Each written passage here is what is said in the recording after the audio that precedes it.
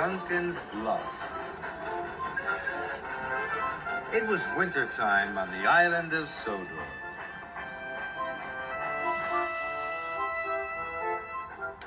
Duncan was busy puffing through the white mountains and the frosty forests. He was proud to be a narrow-gauge engine. Duncan was delivering coal to the villages. They were going to need extra coal from the main coaling plant.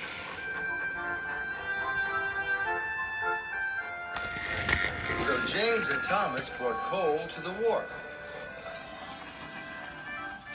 Duncan chuffed in to talk to James. "You were a long time getting here," teased Duncan. "You're lucky I came at all," wheezed James crossly. "I've got an important job to do later. I'm taking some children to a concert." "Oh, is doing 2 jobs in one day too hard for you?" Duncan chuffed cheekily. "Ha," snorted James. "I can do more jobs in one day than you can. I'm really useful." This made Duncan cross. "How about a wee contest?" chuffed Duncan.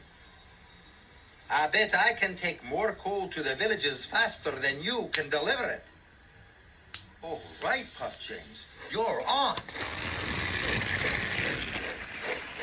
"I'll show you who's fastest," chuffed Duncan. But Duncan was worried. James was big and strong. "I hope I can be as fast as James," he puffed nervously. So Duncan delivered all his coal as fast as he could. "Must be James, must be James," he puffed. But when Duncan arrived back at the wharf, James was waiting for him. "I told you mainline engines were the fastest," teased James. Yeah. Duncan looked at the long line of freight cars. There was plenty of coal for the villages there, but Duncan didn't want to lose. "Oh, is this all you brought?" he tooted. "The villagers need lots more coal than that." "Then I'll bring more coal than you have ever seen," huffed James. James raced back to the coaling plant. And Duncan delivered the coal to the villages. Now all the villages had plenty of coal. Duncan puffed back to the wharf. But when Duncan arrived at the wharf, there were still lots more coal cars waiting. So Duncan decided to play a trick. "I'll hide the coal cars before James gets back," he puffed. Soon, all the cars were hidden. "Now James will think I've delivered all the coal," Duncan chuffed cheerfully. James had collected lots more freight cars from the coaling plant. He was puffing harder than he had ever puffed before, and he was using lots of coal.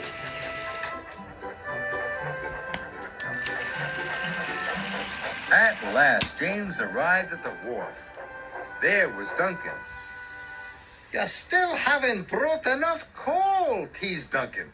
"I thought you were supposed to be really useful." "I'll soon be back with so much coal," puffed James. "It will take you all winter to deliver it." "Oh, we'll see," puffed Duncan. James still had to take the children to the concert, but he had been puffing so hard he had used up all the coal in his tender, and soon he ground to a halt.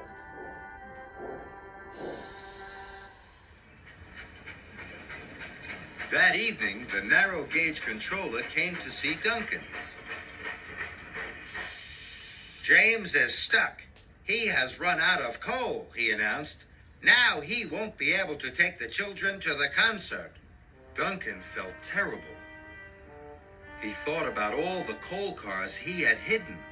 He thought about James, and then he thought about the children. I have to tell you about the hidden coal cars, he wished.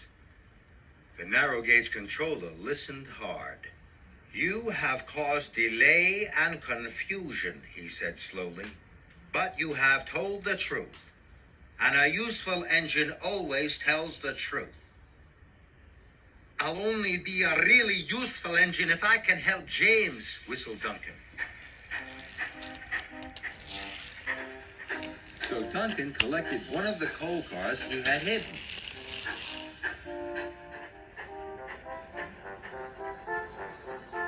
Snow started to fall.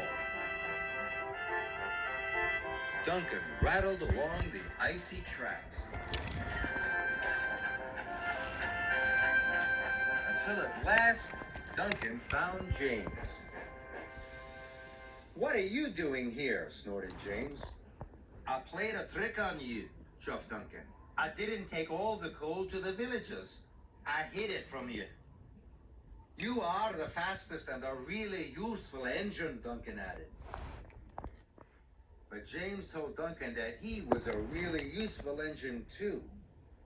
"You brought the coal to me so quickly, I will still be able to take the children to the concert," he puffed. "Thank you, Duncan." The coal was quickly loaded into James's tender. Soon his fire was roaring, and his boiler was as warm as toast. He steamed off to collect the children. Duncan felt happy. "James is a really useful engine," puffed Duncan. But then, so am I." And he chuffed happily away to deliver more coal to the snowy villages.